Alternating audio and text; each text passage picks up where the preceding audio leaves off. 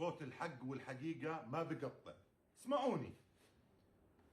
طلبنا أحلام التميمي اللي بوجه لها تحية كثير كبيرة إنها طلعت معنا أول مرة، بوجه لها مليار تحية كثير كبيرة إنها ما طلعت معنا ثاني مرة، لأنه إحنا قطعنا الاتصال وطلعنا ثاني يوم على الهواء، وطلعت أنا لحالي ثالث يوم وكذبنا وقلنا ما قطعنا الاتصال، وإحنا قطعنا الاتصال وأنا مسؤول عن كلامي، واعطيت الفرصة المناسبة والكافية لزميلي جهاد ابو بيدر انه يوضح شو اللي صار بالحقيقة والحق، لكنه طلع الفيديو مدته ساعة ما في ولا جزئية حقيقة غير انه احنا طلبناها قبل بيوم ونسقنا معها الاتصال. غير هيك هذا الفيديو لا يمثلني وهذا الدفاع لا يمثلني، لانه مش حق ولا حقيقة، وما راح اقبل اكون جزء من هاي الفوضى الغريبة العجيبة اللي ما فاهم وين نبدأها، اللي بنقدر نكذب حتى على حالنا وعلى بعض. وانا رحت عند جهاد قبل ما يطلع الفيديو وترجيته يورجيني شو محتوى الفيديو ورفض، وظليت استنى حتى اشوف شو الصح.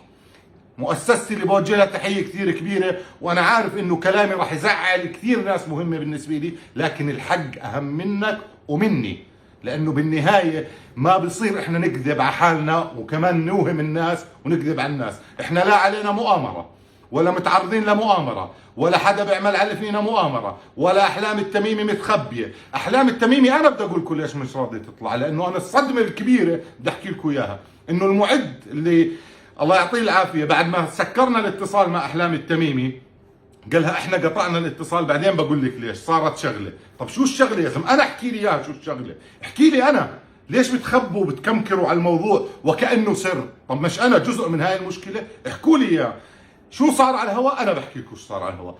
طلعت معنا الاخت احلام، اخذنا الاتصال، صار في هلع داخل الاستوديو، صار في كركبه داخل الجاليري، اقطع اقطع اقطع. انا حركه ايدي واضحه، قلت هيك لا تقطع.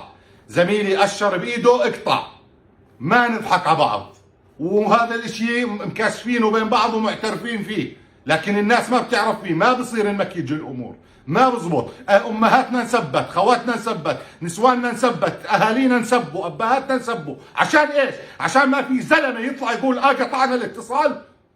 ما هو يا بنكون ظلم بكل المواقف ونقعد ورا المايكات ظلم قد حالنا وبنكون اصحاب قرار، يا ما بدنا كل هالصنعه. الاداره وصار في كركبه بالجاليري كله بده يقطع الاتصال، انا عندي الصوت بقطع، انا معاذ العمري الصوت في داني بقطع، لانه المخرج مره بيحكي معي، مره بعطيني احلام، مره بيحكي معي، مره بعطيني احلام، صار كركبه داخل الاستوديو. فكرت انا والله ان هالمره حكت اشي كثير عظيم كارثي على الهواء، مش قادر انا يعني ما سمعته ولازم اقطع الاتصال. وهون جهاد كان الله يعطيه العافيه كان بقول لهم يعني بارك الله فيه، بقول لهم اقطعوا الاتصال، فاخذوا خلص هم صاروا الكف الراجحه وقطعوا علي الاتصال، وبس طلعنا عرفت انهم قطعوا الاتصال، لكن شو الاسباب لغايه هاي اللحظه انا ما بعرفها. بالنهايه انا ما بهمني ولا اشي، وشو ما خسرت اخسر، لو بخسر مال الدنيا بس ما بخسر اني اكون متصالح مع حالي وصادق مع حالي قبل ما اكون صادق مع الناس. انا ما بطلع بكذب على الناس، انا ما بطلع بحكي حكي ما صار، انا ما بخترع مسرحيات، انا بدي بس اصحى الصبح اوقف على المراي احترم حالي.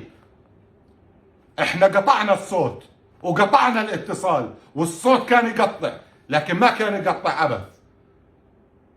هون بتصفي المشكله، وهون هون الزبده. مين اللي قطع الاتصال وليش قطعوا الاتصال عني؟ ما بفهم، ما بعرف، ما في اي مبرر لغايه هاي اللحظه. هذا اللي عندي، وبرجع بعيد وبكرر، لو بدي اخسر مش شغلي، لو بدي اخسر اي اشي.